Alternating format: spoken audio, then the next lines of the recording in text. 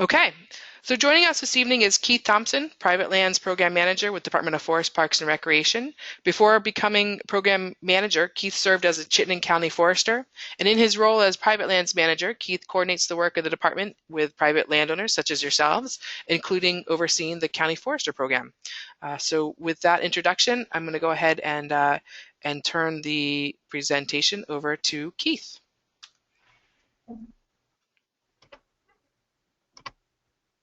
All right. Thank you, Kate. And thanks, everybody, for joining us on the webinar. In my experience as Chittenden County Forester, I worked with a lot of owners of small parcels, and they're a really critical part of the landscape. But when I worked with most of them, it was one-on-one, walking in their woods or in person during presentations. And so I think that one of the most valuable things that can happen during any presentation is that we make sure we answer your questions, because ultimately you're part of this, you're in attendance here because you're psyched about your land and you care a lot about it. And not every land is the same, and not everybody's values are the same. So I hope that in this presentation I can answer your questions, and so I really do want to emphasize what Kate said. Ask questions during the presentation. We'll try to get them answered, and we'll go from there. So today's presentation is Becoming a Backyard Steward, and what I've tried to do is create a bit of a buffet of management options that landowners can pursue on their own land. And I tried to use a few themes that I think are reflect some of the things that people most value on their own land, or some of the things they might be most concerned about. But in thinking about developing this presentation, I really wanted to just think about what it means to become a backyard steward. And the idea of a steward, to me, is really rooted in the idea of a land ethic. And Aldo Leopold was a conservationist back in the 30s, or the earlier part of the century, and he really did a lot of the thinking around what it means to be a landowner, and what it means to have a land ethic. And the land ethic simply enlarges the boundaries of the community to include the soils, waters, plants, and animals, or collectively the land. And we can be ethical only in relation to something we can see, feel, understand, love, or otherwise have faith in. And I think that this is true on massive blocks of forest and huge 500-acre pieces, down to the little postage stamp behind Costco in Colchester. We can practice a land ethic at every scale, and every piece of land really is critically important, and the backyard of every landowner is no exception to that. So if that's what a land ethic is, then what is stewardship? And just simply put, I think it's taking care of the woods for the range of things that they provide, not just the things that we as people want, but habitat for wildlife, clean air, clean water, and the broader environment, at the same time as really providing the things that we as landowners need. So this is really my compass for thinking about what stewardship is, and in thinking about what some of the options that folks with backyards might consider. Also, to put this into context, Vermont's landscape is really dominated by private ownerships, and that's a great asset. But it also means that the landscape is carved into individual pieces.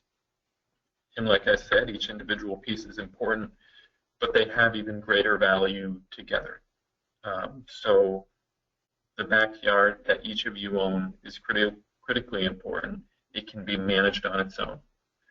The choices that get made together with neighbors can be even more profoundly important. And we've got a picture here of East Montpelier, we see on the southern side of the Winooski River several small parcels, each that have a forested landscape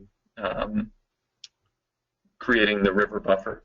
And together, the ownerships that we see here on the southern side are stabilizing the soil along the Winooski River. They're providing habitat and for mink to move, for otter to move, for deer to move, and for native vegetation that is requires riverbanks and that kind of ecosystem to really thrive. So any one of these landowners can really do great work on their own on this property. Together they can do something profoundly more important. And so I think that I'm going to talk about these not largely as, or talk about these opportunities for managing your backyards as what you might do on your own land. But I think each one of them can also be done across property boundaries. I'm just going to illustrate this point a little bit more. And connectivity is a big deal when it comes to wildlife management. You can see illustrated here a few scattered islands of forest cover. Each of these islands might provide a little bit of habitat, but because wildlife need to move, and there's no opportunity for these wildlife in any one of these islands to move between them, each individually they probably don't provide much habitat. In addition to this, there might be barriers to movement, roads, development, agriculture in between these islands, and they can restrict that movement. An alternative is where we have connective blocks of forest, which now that these islands are all connected, they provide one mosaic, all providing habitat together. And they're much more valuable. This example on the right-hand side of the screen, in many cases, won't be owned by one individual owner. And it's only possible to achieve this through the cooperation of many owners choosing this together. To illustrate this in real life, this is a map of northern Shelburne Pond. And each of the yellow dots that you see on the screen here are where bobcats that have been wearing a GPS collar have been. And we can see where they've been, and I think that's very important. You can see clusters or lines of movement. On the right-hand side of the screen by the pond, you can see a cluster where the bobcats spent a lot of time. And along the road, you can see running perpendicular to the main road on the right-hand side of the screen, you can see a line going from Shelburne Pond on the western side over to the east. And there's just a scattered line of yellow dots where there's just the slightest bit of vegetation, and that's just a shrub hedgerow. That little bit of vegetation has proven really important for this individual bobcat that was wearing the collar. We don't always get to see how important a little vegetation can be for wildlife, but it's something that I'll come back to over and over again during the presentation as far as what folks can do to support wildlife on their property. Here we see a place where there's mixed softwood cover. It's an area where there's really a high concentration of use. That softwood cover is really important for the bobcat. The wetland habitats are really providing the food source for the bobcat. The frogs and amphibians that are using that are really favored by the bobcat. And then again, here we've got the shrub lines illustrated that are really important for not as much for feeding, but for movement between the habitats that it most frequently uses. So think it's really important before investing time, money, and energy into management activity on your own land. It's really important to know your land and love the things that make it what it is. It takes energy, but learning about your land and figuring that out can really make sure that you're investing in the right things, and you know that the things that you're investing in are valuable. They're not detrimental to the land, and I think that understanding their value will make them even more meaningful to the landowner, to you as landowners. And so it doesn't need to be a serious study per se, but spending time out in the backyard, go on explorations with a focus and learn something new. Being able to understand what trees are growing on your property. In the foreground here, next to my wife Susie, is a really large black cherry tree that's really important for the fruit it produces. It's a soft mast, and birds in particular really value it. In the background, the softwood there, that's the green, is hemlock. Those have been chewed on by porcupine. Really good cover for deer, valuable food source for a lot of things in the winter. Other things we're often used to walking around during the day, but we can also explore times that we're not as often out there. Going out at night might be an opportunity to see or hear things that we don't often see or hear. And knowing that they are using the forest can help us understand both what it's valuable for and appreciate it more, or perhaps what's lacking and what we might create opportunities for. And then making sure we're not just going on one of these explorations at one time a year, doing it during different seasons. This is the slide tracks of an otter. It might be something that folks would see along the edge in the Winooski River, doing that with that image we saw earlier. So just paying attention. What changes during the seasons? What comes up? What goes away? What is this land being used for and when? And really, once you've learned these things, and certainly it's an ongoing process, but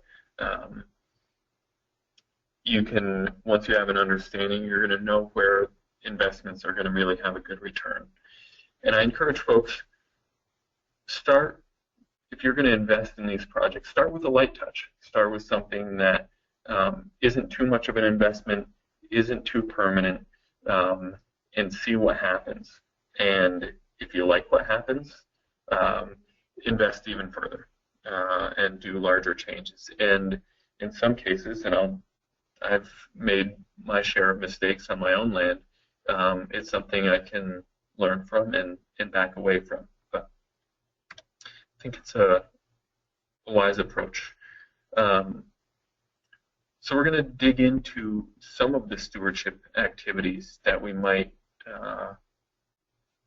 pursue in support of wildlife.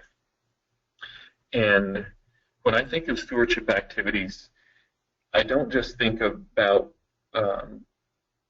overt actions. In some cases, an activity is the preservation of something.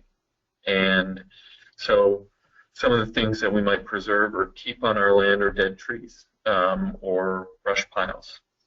But in addition, we might want to support the food resources available for wildlife. And then, as I mentioned earlier, supporting cover and connectivity for wildlife can be one of the most important things that a landowner can do. So we'll dig into some of these. So Nancy may have dug into this on the presentation last week, but wildlife really depend on dead trees. It's something that has been absent from our landscape, or less common from our landscape because of our land use history. because so many of our forests are young, there haven't been opportunities for trees to die and for them to be utilized as much by wildlife. Um, excuse me. But it's also not something that, as landowners, is consistently part of our aesthetic, something that we really value. But knowing that there's a lot of species that depend on dead trees for nesting cavities or for food, such as woodpeckers that feed on them, and bats will use them for roosting habitat.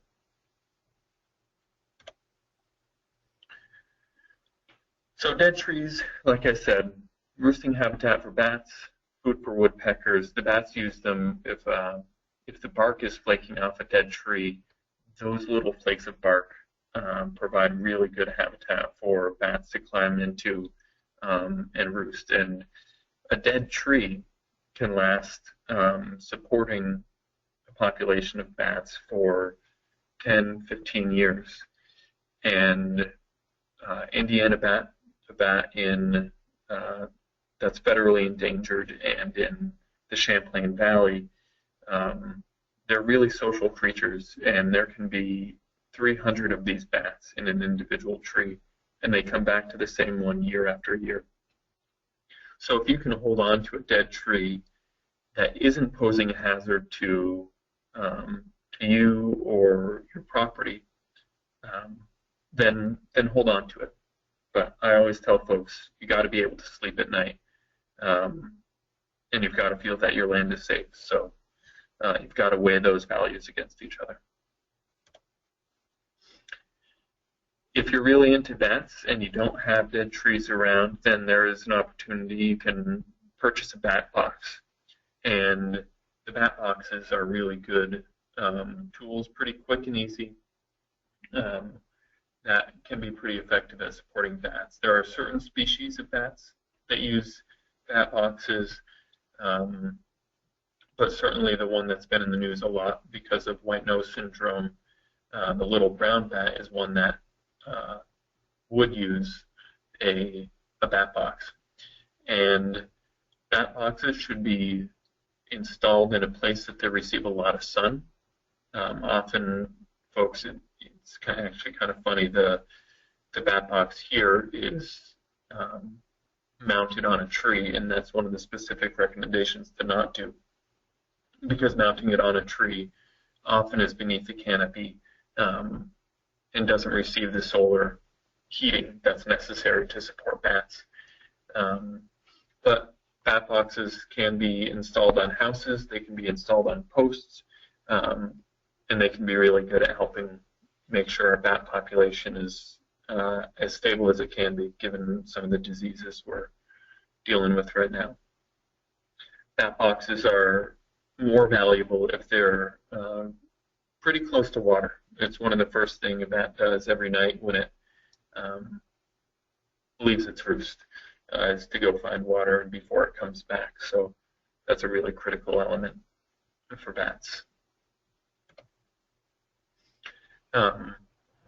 Also, when we talk about, just discuss dead trees, there's all sorts of structural values in a forest. Down wood, standing dead trees, trees with holes in them.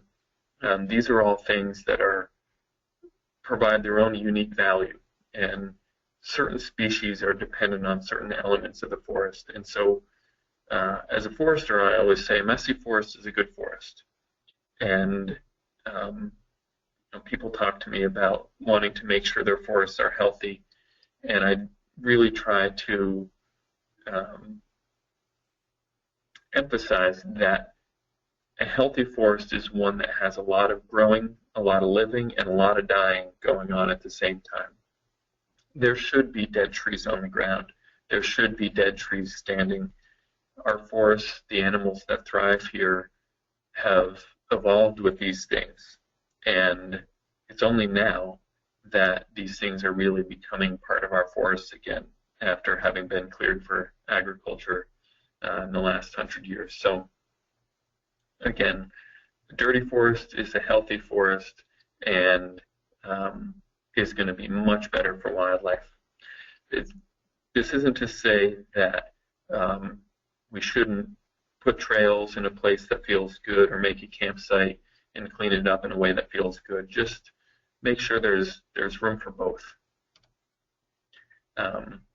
One of the things that folks can do that's pretty easy for wildlife is making brush piles.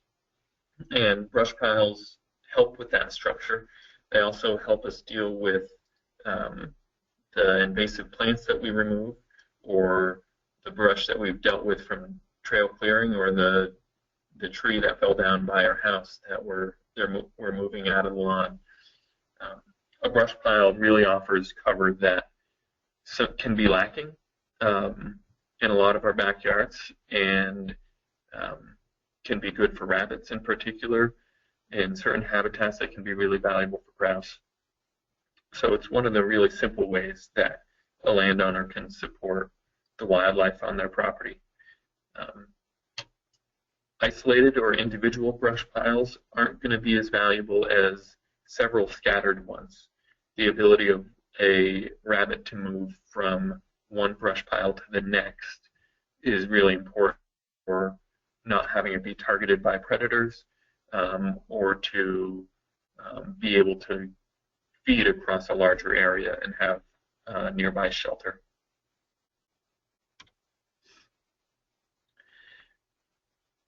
Also, I think that there was some homework related to mast trees, and mast trees or shrubs that produce mast can be incredibly valuable for wildlife. These are trees or shrubs that produce fruit. Soft mast would be things like raspberries or cherries. Hard mast would be things like acorns or beech nuts. And because these fruit in high quantities during certain times of the year, they can be incredibly valuable for wildlife. Having a diversity of different mast trees can be doubly valuable, because many trees or shrubs produce high volumes of mast on cycles. And so beech trees last year produced a fair number of beech nuts. I don't expect them to produce as many this year. So in the absence of beech nuts this year, it's good to make sure that there's another species available that can provide that. Making sure you either keep them where they exist or plant them where they're lacking can be a really valuable thing. Related to this structure, there is this, one of the really important things that folks can do is keep low woody vegetation. There are some animals that really depend on it, and the picture here is of a black-throated blue warbler. This is a bird that only nests between 5 and 15 feet off the ground. If you don't have low woody vegetation in that range, then the bird won't be there. So this doesn't mean that the low woody vegetation needs to exist everywhere, just that when you look out into your woods, there's different heights of stuff. And personally for me, it's an aesthetic that I like.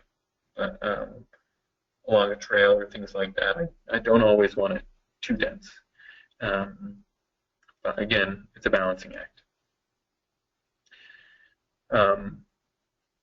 Here's another example of the mast tree. This is a bear-scarred beech, and just to illustrate how incredibly valuable one of these trees can be, one of these mast trees. Beech in particular can be, but it's also got this evidence that tells us this story. I think that there are other trees that are consistently producing a lot of food for animals that are just as valuable for those species. We just don't have this dramatic evidence that we see on beech trees that get scarred by the bear as they climb them, searching for nuts. Also related to the structure, softwood cover, things like red spruce and hemlock, are uniquely valuable. While I spoke about structure and the bird that nests between 5 and 15 feet off the ground, that's really valuable. What we're seeing here in this image, this low regeneration of red spruce, that's in the same height, but it also provides another value in that dense softwood cover can hold heat in the winter. May just be a few degrees difference than the outside or ambient air temperature, but for species that are trying to endure a hard winter, those few extra degrees can be really, really valuable. So if you've got it, and try to hold on to it. Again, this is looking at that cover and connectivity issue, going back to the usage of the northern part of Shelburne Pond.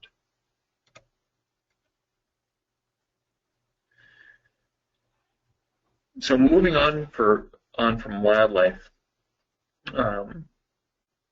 we can also look at stewardship activities that support different products that folks use. It's really satisfying to work on your own land and get something that you can eat or you can hold on to or use from your own land. And some of the common things that folks do is to do sugaring, make some maple syrup.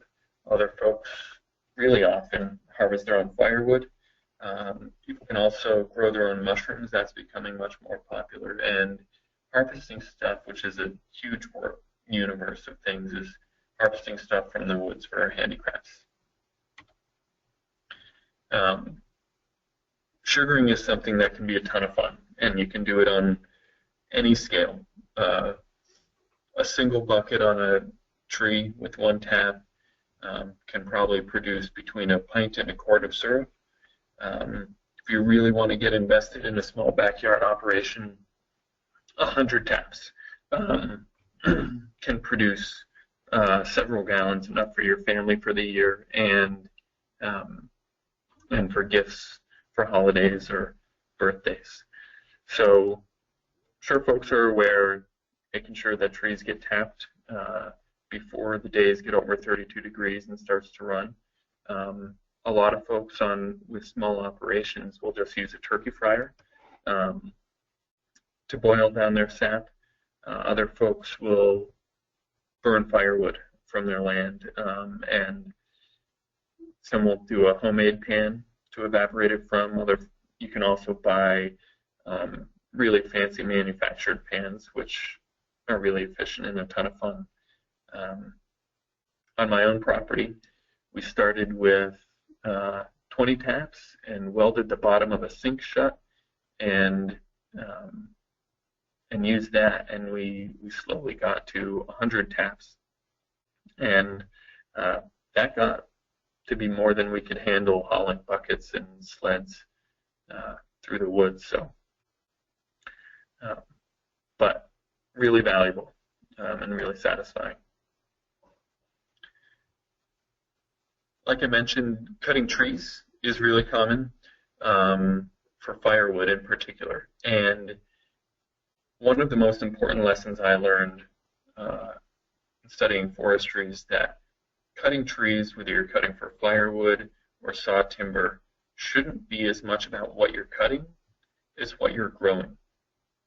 Every time we cut a tree, we are able to direct energy in the form of sunlight to something else. And that something else can be one of the mass trees that we're trying to grow. If we're being thoughtful, it can be a tree that we're just trying to highlight for aesthetics. It can be a tree that we're trying to grow for saw timber. But if we're not thinking clearly about it, that light, instead of going to a tree or to young regeneration, can go to, say, invasive plants if they're in the understory and they're getting new light. Some of the valuable ways that we can think about how to effectively cut trees or grow trees is to do what we call crop tree release. And this is one of the simplest ways to think about practicing silviculture. And that is to select a tree you want to grow and give it more sunlight, quite simply. And the way that we talk about this is if you can imagine this tree that's in the center of the photo having four sides. And I'll go back to the previous picture. Imagine it having four sides, and if you clear on at least two of those sides, there will be an increase in growth. That increase in growth will make it more resistant to disease. It'll be more vigorous, grow healthier, it'll produce more fruit for wildlife. So I think it's a really valuable thing to do. In addition to that, in all that work to help that tree grow better, you got a whole bunch of firewood in the process. And so that can be a really useful thing. Before I move on, it is important for landowners to know that not all firewood is created equal. Some firewood is very good for making fires, some not so good. And so softwood is not so good. Hardwood is pretty good. And even among hardwoods, there's a wide range. For instance, sugar maple, oak, hickory, those can be really good for starting fires. But things like paper birch are not quite as good because they just don't put out as much heat. Increasingly, people are beginning to grow mushrooms out on their woods. So you might get these logs from the firewood operation or something like that. People are growing shiitake mushrooms, oyster or lion's mane mushrooms, and you're able to buy the spawn, or it's sawdust that's been inoculated with a mushroom, and using some various methods basically inoculate this wood with the mushroom. And so in this process, you take this log, drill it full of holes, and then using a certain tool, you basically inject little plugs of sawdust into each hole and then cover each hole with wax. That protects the log from getting inoculated with spores that are just blowing around naturally. And then you add a little bit of water, and in the coming years you can grow some mushrooms, and these logs can last several years and continue to produce. So some folks do this on a minor scale with a handful of logs. Other folks do it on massive scales and might have thousands and thousands of these logs that are producing mushrooms, and they're able to sell the mushrooms commercially. Another approach is to use what are called totems, and totems are large chunks of wood that are stacked vertically, almost like you took a very large log, cut off one big round of it, about, say, a 15-inch diameter piece of wood, about 12 inches tall, set it on the ground, and over the top surface of that, you spread another layer of this mushroom spawn, and then you put another round of wood on top of that. And then you cover that whole totem and leave that in the woods. And there are certain species that respond better using different methods. Looking online, there's a whole bunch of resources to purchase inoculated sawdust or the tools that are necessary to do this. And there's a lot of the extension offices throughout the country have begun to put out papers. Cornell, in particular, has a lot of resources on how to grow mushrooms. And handicrafts. I mentioned that this is a big universe of things, and people will collect burls, people will collect walking sticks, people will collect moss or lichen, or birch bark or things like that for any number of things. I've got the picture here of tap maple or tap hole maple that's been used in cabinetry. And really, I think we get a lot of calls about certain resources that folks have and wondering if they can sell a burl or sell walking sticks or things like that. And I think those aren't commercial markets largely, but they can be incredibly valuable if you know somebody who works with these materials. And personally, I think that being able to provide materials to a craftsman, it carries a story with it that just makes whatever they produce with it just much more valuable than it would be otherwise.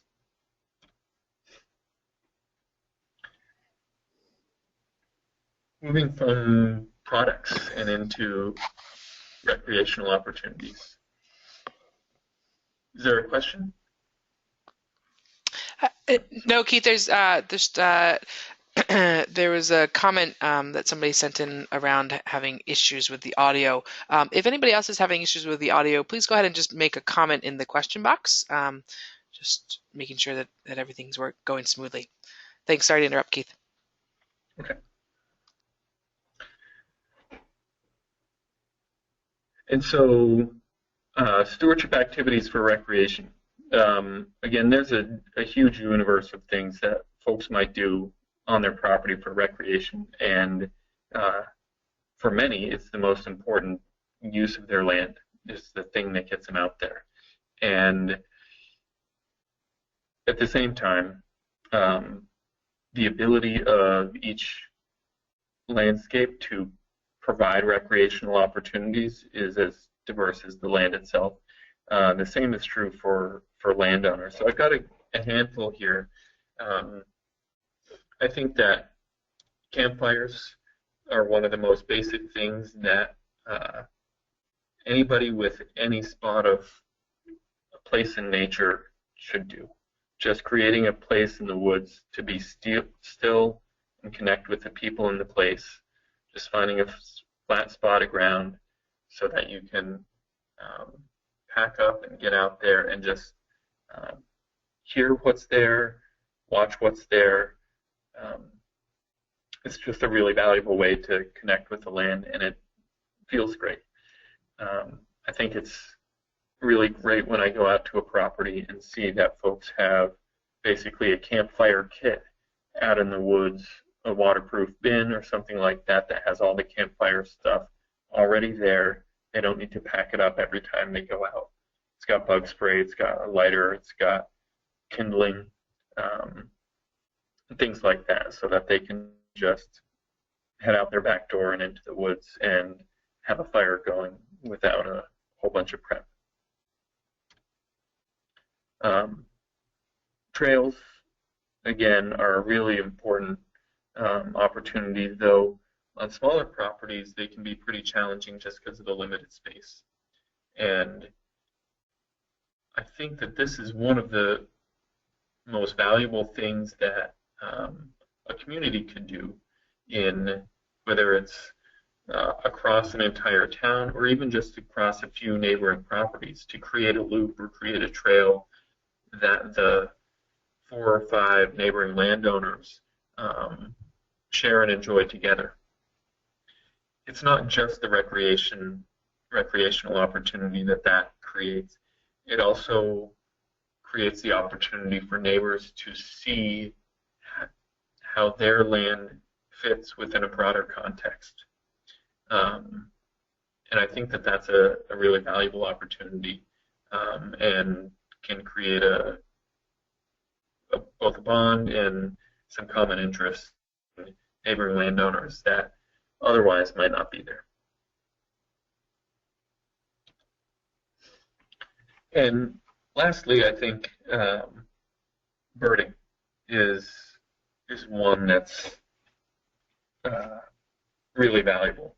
And birding can be something that you can do if you've got any sort of trees, any sort of grassland, and it really creates opportunities for folks to see and hear the impacts of their choices on their own land. Trees will be, or excuse me, birds will be present or absent based on what we've chosen to leave and let grow, or add to that landscape. And so the choice to leave some dead trees or plant a crabapple are really going to have an important impact on the birds that we end up seeing there. And they really are just incredible to watch. And once you start paying attention to them and hearing the birds, there's a lot of satisfaction and really a huge amount of diversity in the birds that use our landscape. Once we start paying attention, and I started birding about 4 years ago, I was just floored by all the different things that are, all the different birds that are out there. And it's a ton of fun.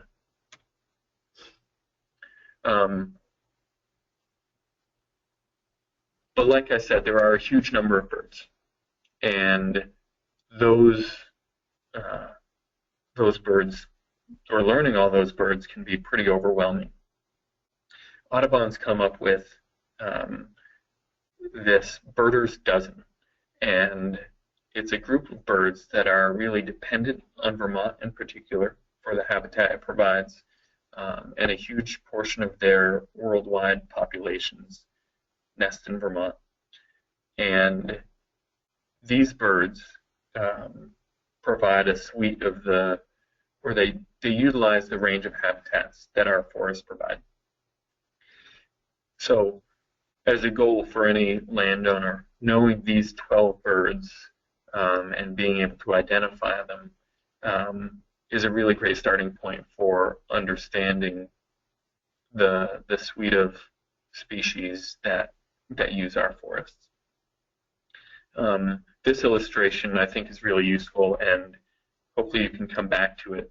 This shows what different parts of the forest each of these individual birds use and depend on. And without going through all the names and the different components, it's clear from the illustration they all use very different parts of the forest. And just going back to that principle that a messy forest is a good forest and it supports a diversity of species. So in all this work,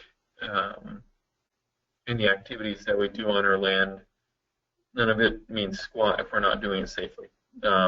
Saw safety with a chainsaw is among the most important things. In order to manage a backyard that's got trees, you'll often need to use a chainsaw, but a mistake with a chainsaw can be a terrible thing. Poison ivy can be a terrible nuisance, and ticks are increasingly a problem for landowners. So there are chainsaw safety classes, and I would encourage anybody to take one. They are really a ton of fun. The class that I took was offered by Northeast Woodland Training. It's called the Game of Logging, and they offer 4 levels to the course. And there were a number of people who had never run a chainsaw in their lives, and they basically provide a recipe. Do X, Y, and Z, and this tree will fall where you want it to go, and you will be safe in the process. And so they just break it down into very clear steps, and there were people who had never run a chainsaw in their life dropping leaning trees on a pin 30 feet away. It's a course that has proven to be more practical than any other training that I've taken in the last 5 years. More than anything, I think that's saying a good thing about the training and less about the rest of the trainings. And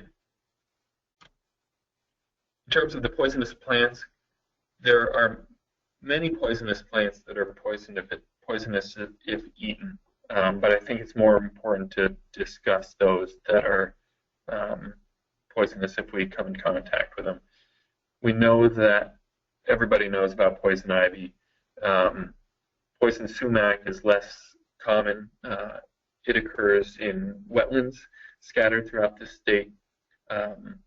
Poison ivy is most often found on sandy soils, along riverbanks, things like that. It can occur as a vine. It can occur as ground cover. There's a couple of different species of poison ivy.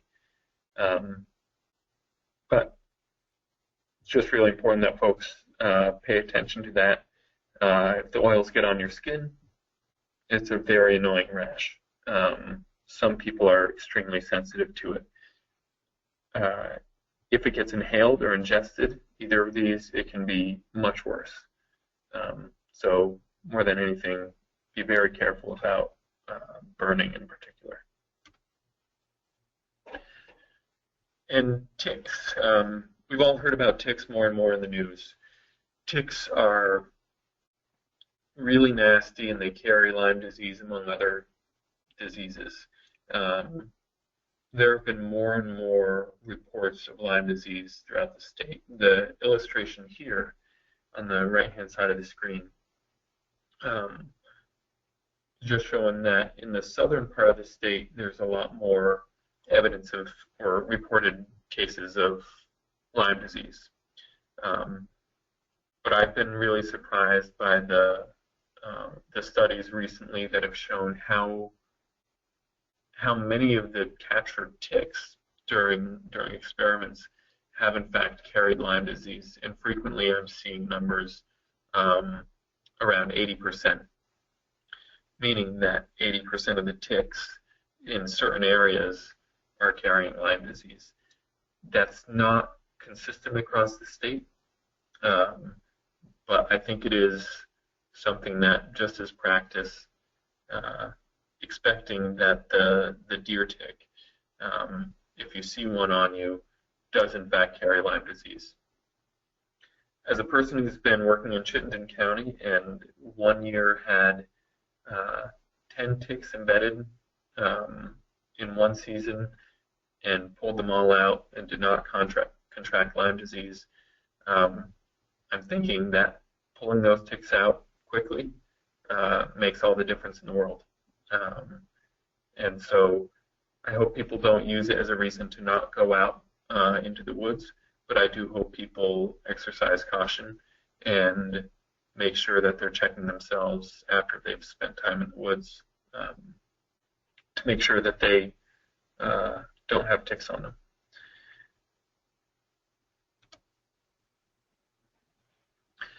And lastly, looking at invasive plants. I think that one of the things that I'm most concerned about for our landscape is invasive plants. And that's because in most cases, if we leave our forests alone, they're going to do just fine. However, places where invasive plants have established, if these plants spread in many places, they can really upset the balance in the habitat values that those areas offer. And so I approach invasive plants in 3 ways. Prevention, which is the easiest in areas where it doesn't exist, keep it that way.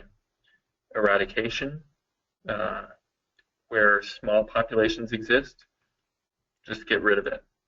And mitigation, where really established populations exist, working to control the spread and make sure that native plants persist is really important. So knowing what invasive plants are common in your area and preventing them from establishing on your land is really important. VTinvasives.org is the resource for knowing about what invasive plants are around and what the options are for controlling them. Again, that's VTinvasives.org. a small patch of invasives. In the background, in the center of this photo, you can see some long, slender brown things. That's Phragmites. We see massive patches of those along I-89. In most massive patches of invasives that I've seen, I know that at one point that was a small patch, or it was one plant and it could have been prevented. Though it takes energy in that moment to eradicate a small patch, oftentimes that's your opportunity. When things really spread, it becomes unmanageable. Where they are really well established, in this picture we've got barberry. This is a property in Huntington. It's really important to control the spread so that things don't get worse. Tying in the impacts of invasive plants and ticks. This is barberry in this picture.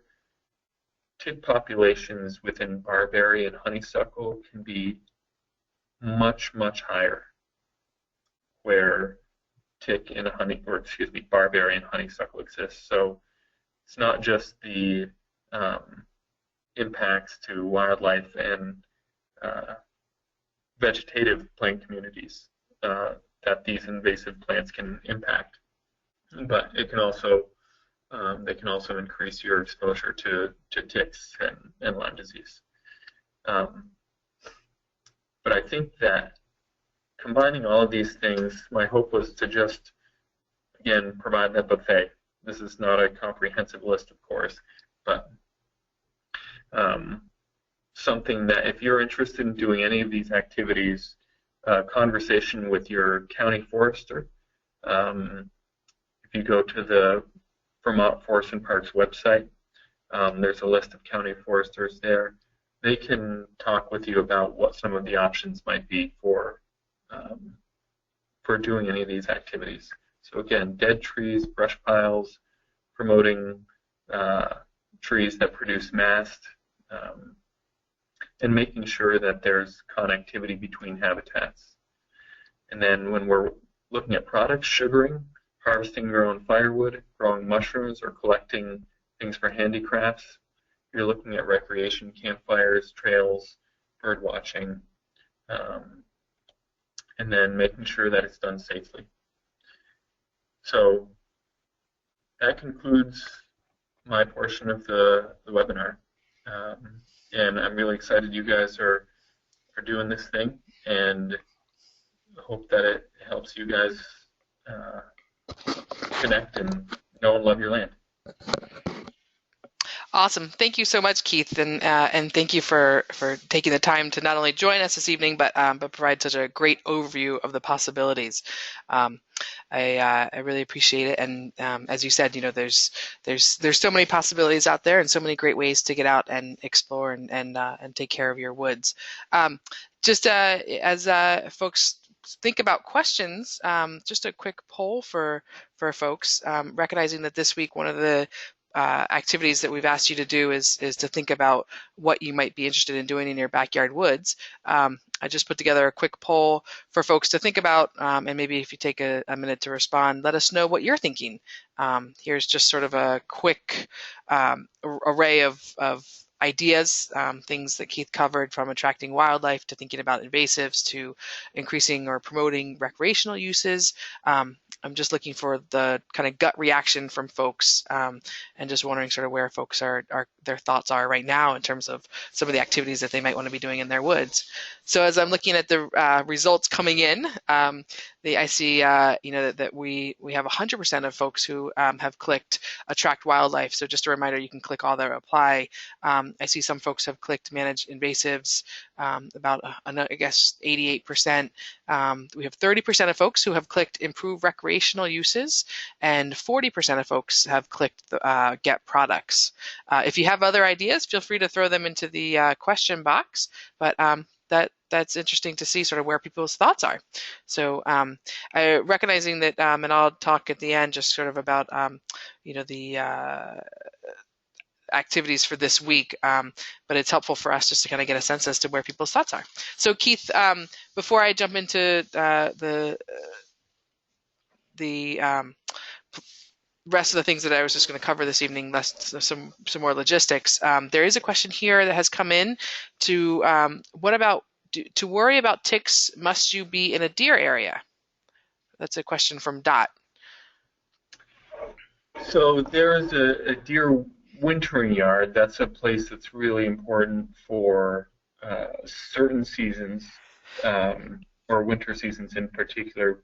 But otherwise, I think it's safe to say that across Vermont, most anywhere is a deer area. Deer are they're so able to survive in any habitat that no, the answer is it doesn't need to necessarily be a deer area, but they are an important carrier of ticks. But contrary to what the name would suggest, certain mice species are actually a major host for ticks as well. And as we know, mice are pretty widespread. Mm-hmm. Awesome. So just another minute, folks. If anybody else has any other questions, feel free to go ahead and type them into the question box. I know that we've kind of given you the buffet analogy is great. We've given you a lot to chew on this week. So if there are no other questions, I'll just quickly jump into a couple of thoughts. Again, just a reminder for folks that the online discussion forum this week is really centered around this idea of sharing your project ideas. And so just a reminder that the prompt this week is to tell us about the activities that you plan to do in your woods. And we ask that you share at least 2 activities that you're thinking about, and share some ideas or ways that you are looking to get started in that activity. And the online discussion forum is a great place to throw out ideas, to brainstorm, and I encourage folks not only to post some ideas of what they're thinking about, but please do try to take some time to respond to some of the things that are posted by other participants. I know these weeks just seem to go by so fast, but it's a great tool for sharing ideas and bouncing things off of each other. So I encourage you to use that and to post to this week's discussion forum by Sunday evening. And lastly, I think that was it for questions, Keith. So just a quick reminder before we close off the webinar this evening that next week is the last week of the course. So next Monday we'll be kicking off Module 4. I know we've thrown a lot at you over the last couple of weeks, and we hope that that you find the information useful. And that next week, really the focus is going to be on how to take action. So next week's webinar will be an opportunity actually for us to encourage you guys to share some of your plans, to share sort of some of the activities that you're looking to do. And so we're actually looking for volunteers.